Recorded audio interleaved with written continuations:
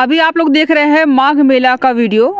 हम लोग अभी जो दिखाने वाले हैं वो है रैन बसेरा। यहाँ पर बहुत सारी बेड लगे हुए हैं लोगों को सोने के लिए, यात्रियों के सोने के लिए, और बहुत बढ़िया व्यवस्था करी गई है। लेकिन अभी यहाँ पर फिलहाल में कोई है नहीं। कब तक ये लोग रहेंगे? सिर्फ रात में रहते हैं? अभी सिर्फ रात में। कितना चार्ज लगता है एक दिन का, एक रात का? ये तो नहीं मालूम। बैंक द्वारा बना हुआ है। अच्छा, किस बैंक का है? यूनियन बैंक का? कौन बैंक है? ऑरेंज वाइट है तो यूनियन का ही होगा। यहाँ पर देखिए एक लोग सोए हुए हैं और यहाँ से आपकी जितनी भी दृष्टि जा रही है, ये पूरा जो है कि लोगों के रहने के लिए, ठहरने के लिए, सोने के लिए व्यवस्था करी गई है। आप देख सकते हैं कि बहुत ही बढ़िया है। और जिस तरह का बेड पे हम लोग सोए हुए हैं, हम सोए हुए हैं खास करके, उसी तरह का ये बेड है, उसी तरह का गद्दा है और सफ़ेद चादर बिछाई गई है। एकदम साफ़ सुथरी चादर है। आप देख सकते हैं एकदम पिल्लू उल्लू सब कुछ एकदम ओरिजिनल है, मतलब साफ़ है, गंदगी का नामो निशान नहीं है। यहाँ पे आने के लिए हमको लगता है कि सिर्फ आपको अपना ओढ़ना लाना पड़ेगा जो आप ओढ़ते हैं, क्योंकि यहाँ पे कोई ओढ़ने की व्यवस्था नहीं है। आप देख रहे हैं सिर्फ इसमें गद्दा है और तकिया है, और ओढ़ने के लिए आपका स्वयं व्यवस्था करनी पड़ेगी। तो बहुत ही अच्छा है, साफ़ सुथरा है। लेकिन वहाँ पे देखिए ओढ़ना भी रखा हुआ है, हो सकता है कि वही हो। चल के हम लोग बात करते हैं। ज़मीन आप देख सकते हैं कि यहाँ पे मेन दिक्कत ये है कि लोग गंदा कर देते हैं, पान थूक करके, चीज़ें खा करके, गुटखा उटका फेंक देते हैं यहीं पर, इसकी वजह से गंदा हो जाता है। लेकिन ये कितना बढ़िया बनाया गया, आप देख सकते हैं, बहुत ही प्यारा लग रहा है और सोने के लिए पर्याप्त है। तो हम लोग पूछेंगे कि इसमें चार्ज कितना है, पैसे कितने लगेंगे एक नाइट जो ठहरने के लिए। अगर 300 से कम लगता है तो हम लोग यहीं आकर ठहरेंगे। आप लोग ये सारी व्यवस्था कर रहे हैं, कहाँ से आए हुए हैं आप लोग? यहीं के? हाँ, लल्लू जी के। लल्लू जी कौन है? लल्लू जी टेंट वाली। अच्छा, तो ये कौन, ये सारी व्यवस्था कौन किया? कोई शासन प्रशासन या फिर कोई बड़ा नेता अधिकारी? ये सब हम लोगों को नहीं पता। ये नहीं पता है। अच्छा, तो ये रजाई भी मिलेगी जी? हाँ। यहाँ पे ये रजाइयों का स्टॉक है। हाँ। तो एक रात ठहरने के लिए कितना पैसा लग रहा है इसमें? पैसे के हमको मालूम नहीं, हम लोग काम करते हैं इतना मालूम। अच्छा, तो अभी आप लोग वही पूरा बेड लगा रहे हैं वहाँ से तरीके से बिछा उछा करके। आप लोग ये सारा काम वो कल भी था कि आज ही? सिर्फ कल से। कल भी सोए थे लोग इसमें? कल सुबह से लगे हैं। कल भी सोए थे इसमें लोग? नहीं, सोए नहीं थे कोई। आज पहली रात सोएंगे लोग इसमें? हाँ, आज से शुरू होगा। तो ये मतलब कि कितना पैसा लगेगा, कैसे चार्ज होगा, ये कौन बताएंगे? कुछ जानकारी हो आपको? हम लोगों को मालूम नहीं है कि क्या चार्ज है, क्या ये हर साल लगता है कि पहले? इस साल हम लोग पहली बार लगा है। अच्छा, तो ये कितना चार्ज लगेगा नहीं पता आपको? मतलब फ्री ऑफ कॉस्ट है कि मतलब यात्रियों के लिए, सेवा के लिए है, या फिर चार्ज भी लगेगा कुछ? तो मैनेजर है, वही बताएंगे ना। मैनेजर जी यहाँ पर नहीं है। क्या बोल रहे हैं? प्रशासन के आदेश से लगा हुआ है ये। अच्छा जी, मतलब फ्री ऑफ कॉस्ट होगा तब तो? हाँ, ये तो होगा ही जब प्रशासन के आदेश से है। हम लोग काम करता है, हम ड्राइवर हैं। अच्छा, हमारी गाड़ी बाहर खड़ी है। अच्छा अच्छा। इसमें लगता है, हमको लगता है कि 500-600 लोगों के कितनी सीटें? 500 चारपाइयाँ, 500 बिस्तर लगे हुए हैं। हाँ हाँ। 500 रजाई, 500 गद्दे, 500 चारपाई, 500 तकिया, 500 रजाई, ये सब लगे। टीवी में देखा बैठ के बता। 500 लोगों के ठहरने की व्यवस्था यहाँ पर आप देख रहे हैं करी जा रही है। शायद मतलब कि जो जब से कुंभ यहाँ पे लगता है, तो इसके पहले जो सरकारें थी, अखिलेश सरकार थी या फिर अभी योगी सरकार है, 2 बार से हुई है, तो पहले के सरकारों में अभी के सरकार में कितना इम्प्रूवमेंट हुआ है इस योग, मतलब कि इस मेले को लेकर के, नहान को लेकर के? ये तो सब पहले की सरकार, अब अभी भी की सरकार सब बराबरी चल रहे हैं। अब क्या हम लोग कहें कौन सरकार? आप देखते हैं यहाँ पे, मतलब कि जब मेला लगता है, पहले अखिलेश सरकार थी 7 साल पहले, और अभी योगी सरकार है, तो कितना इम्प्रूवमेंट लगता है? कितना सिक्योरिटी में, सुरक्षा में, साफ सफाई में, इस टेंट में, इस तरह के? क्या जाने, हम लोग तो बस काम करने वाले हैं। टेंट देखते नहीं है कि कैसे क्या होता है सारी चीजें? ये उसमें कोई खास फर्क नहीं। खास फर्क नहीं है ना? हाँ, क्योंकि ये कुंभ का मेला और माघ का मेला बहुत बड़ा मेला है। इसकी लोग देखभाल नहीं करेंगे तो राजनीति उनकी खतरे में आ जाएगी। इसको लेकर के सुरक्षित रखना पड़ता है और व्यवस्था भी करनी पड़ती है। यहाँ पर देख रहे हैं आप 500 लगभग लोगों के ठहरने की व्यवस्था करी गई है, और सारी साफ सुथरी बिस्तरे हैं, तकिया है, ये है, और रजाई भी आपको यहाँ पे देखिए है, लाने की आवश्यकता नहीं है। हमें लग रहा था कि रजाई नहीं है, तो रजाई भी यहाँ पे आपको मिल जाएगी, और काफ़ी मोटिव ही है। यहाँ पे हवा भी बाहर से नहीं आ रही है आपको, मतलब ठहरने की उचित व्यवस्था है और यहाँ पे आप आकर के ठहर सकते हैं एक रात के लिए। लेकिन कोई अगर हमें मिले कि कितना इसका पैसा लगेगा या फिर फ्री है, तो वो भी हम लोग जानकारी लेते हैं अगर कोई मिलता है तो देख रहे हैं आप ऊपर में टीन शेड लगा हुआ है, ऊपर दिखाइए, ऊपर में टीन शेड लगा हुआ है, उसके नीचे फिर ये पर्दे लगे हुए हैं, टेंट लगा हुआ है और यहाँ पर 500 लोगों की व्यवस्था करी गई है यहाँ पर ठहरने के लिए। तो ये रही मेरी आज की वीडियो। हम लोग हैं प्रयागराज में और माघ मेला को कवर कर रहे हैं। आप लोग हमारे चैनल पर माघ मेले की वीडियो देख रहे हैं। अभी हम लोग हैं एक टेंट हाउस में जहाँ पर लोगों के ठहरने की व्यवस्था करी गई है। यहाँ पर कितना पैसा लगता है वो भी हम बात करेंगे। और हमारे पीछे आप देख रहे हैं एक शिविर है, श्री पीताम्बरी शक्ति पीठम।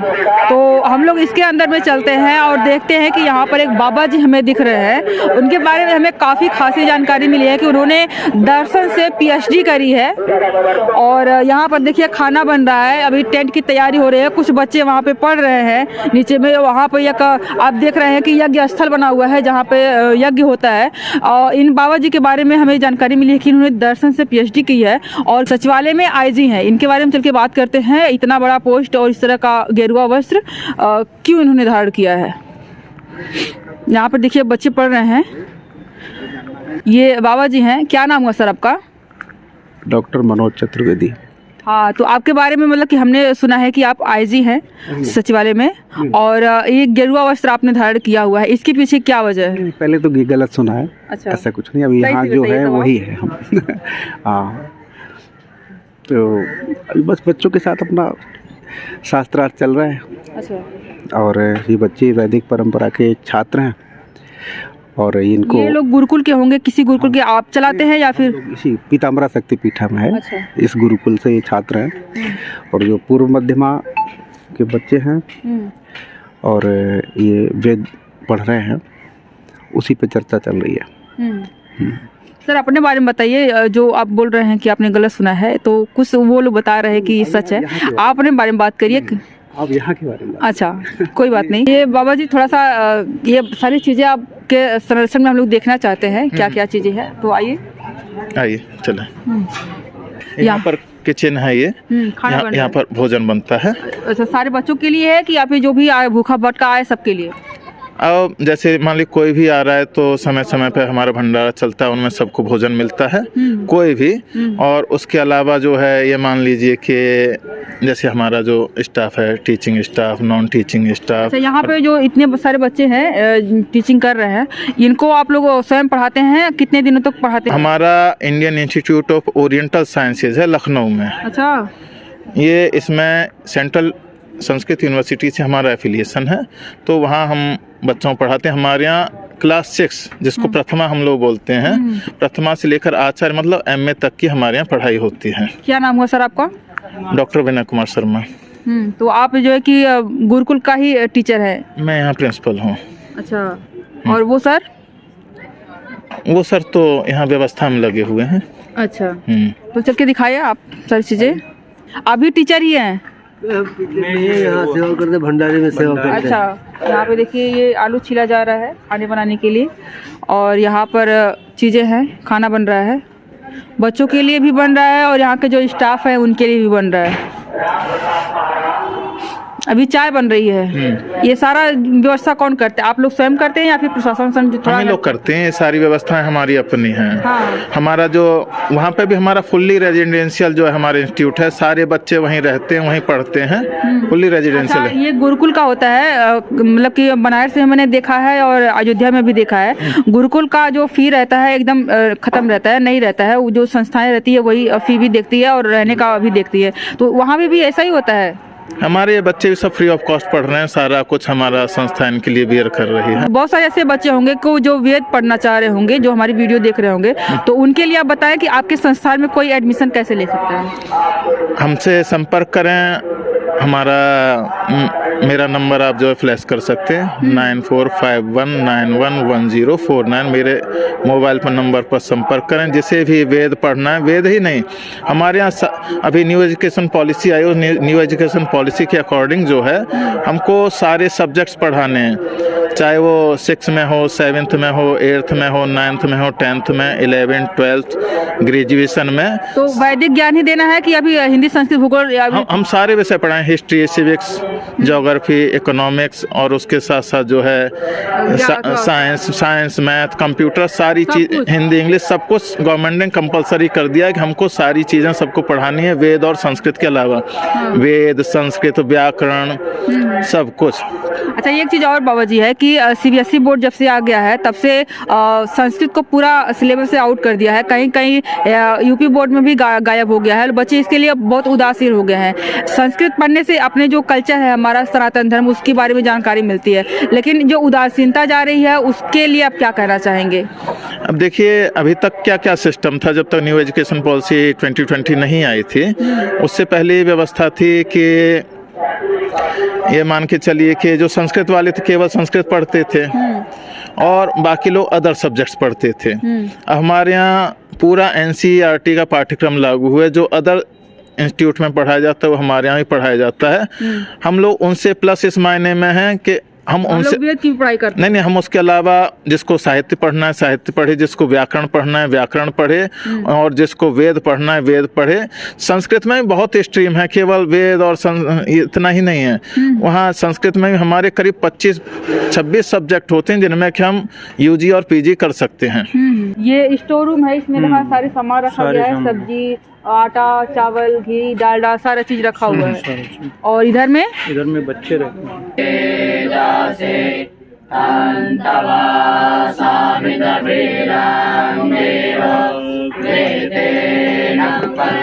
अच्छा, इस तरह हाथ के करके पढ़ने का क्या तात्पर्य होता है? मतलब जैसे हमारे जो वेद हैं, वेदों में कई चीज़ें होती हैं।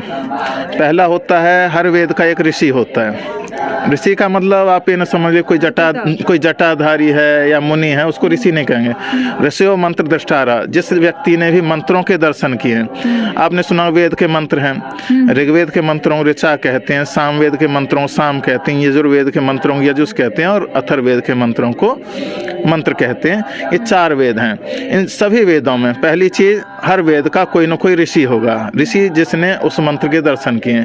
हर मंत्र का कोई न कोई देवता होगा, और हर मंत्र का कोई न कोई स्वर होगा। आपने सुने होंगे संगीत में 7 स्वर होते हैं, सा रे गा मा पा धा नी। ये 7 स्वर जो हैं हर मंत्र में होता है कि किस मंत्र का कौन सा स्वर होगा, और उस स्वर के अंतर्गत कहाँ हमको जो है स्वर ऊपर करना है, कहाँ नीचे करना है, तो उसी को इंगित करने के लिए अच्छा, इस तरह हाथ प्रयोग किया जाता है। नहीं, हाथ से बताते हैं कहाँ उद्दात लगेगा, कहाँ अनुदात लगेगा, कहाँ स्वरित लगेगा। जैसे आपने कहीं वेद मंत्र देखे होंगे तो कहीं ऊपर लाइन रहेगी, कहीं नीचे लाइन रहेगी, किसी पे लाइन नहीं रहेगी, किसी अक्षर पे। एक एक अक्षर हमको कैसे बोलना है, इसकी व्यवस्था है। हमारे जो वेद हैं, वेदों की जानकारी के लिए वेदांग है। वेदांग में शिक्षा नाम का वेदांग हमको बताता है कि हमको वेदों का उच्चारण कैसे करना है, वेद मंत्रों का उच्चारण कैसे करना है। आपने पाणिनि का नाम सुना होगा।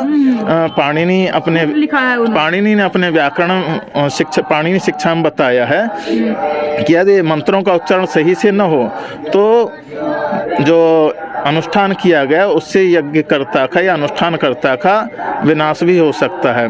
उसमें कथा आती है कि वृत्रासुर ने एक यज्ञ करवाया इंद्र के वध के लिए। उसमें जो पुरोहितों ने जो मंत्रोच्चारण किया उसमें स्वर जो है वो भटक गए, तो उससे उसका फल उल्टा हो गया। उस यज्ञ के कारण जो है, जिसमें इंद्र के वध के लिए उन्होंने यज्ञ किया था वृत्रासुर ने, उस भटकने के कारण उसमें जो है वध किसका हो गया, वृत्रासुर का वध हो गया। तो ये जो स्वर संचालन है इनका बड़ा महत्व है कि हमको कहाँ ऊपर जाना है, कहाँ नीचे जाना है। जैसे उद्दात होता है कि हमको ऊंचा बोलना है, अनुदात मतलब नीचा बोलना है, स्वरित मतलब हमको सामान्य रूप से बोलना है। तो ये बच्चे इसलिए या आचार्य इसलिए हस्त संचालन कर रहे हैं जिससे कि उनको पता रहे कि हमको किस प्रकार से हमको वेद मंत्रों का उच्चारण। क्या बना हुआ है वो? ये सब मतलब जो हमारे यहाँ मेहमान आते हैं उनके रुकने की व्यवस्थाएं हैं, जो पंडित आते हैं उनके रुकने की व्यवस्थाएं हैं शायद। वो यहाँ पे सोएंगे हाँ, सोएंगे, रहेंगे, पूजा करेंगे, ये सब हमारे पंडित ही हैं। ये जो पोस्टर से आपके स्कूल के जो है वो यही है, ये हमारे विद्यार्थी हैं, ये सब आप देख रहे हैं जो हैं। लड़कियां भी पढ़ती हैं क्या? नहीं, महिलाएं नहीं।